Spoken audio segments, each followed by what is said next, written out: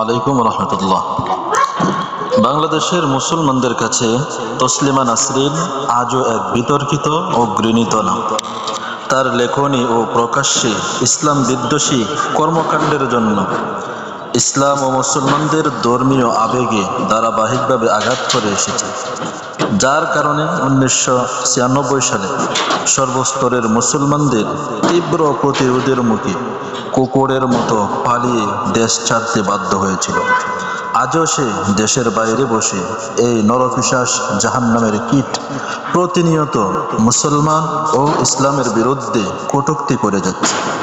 তার প্রতিটি ফেসবুক পোস্টই যেন উস্কানিমূলক, ইসলাম ও মুসলমানদের বিরুদ্ধে লেখা। এটাই যেন তার পেশা ও নেশা।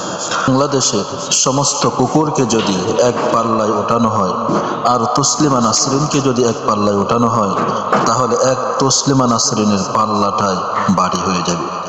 90-এর দশকে যদি সে বাংলাদেশ থেকে পালিয়ে না যেত, তাহলে হয়তো অনেক আগেই মুসলমানের বাচ্চারা ওকে জাহান্নামের নিম্ন স্তরে পাঠিয়ে দিত।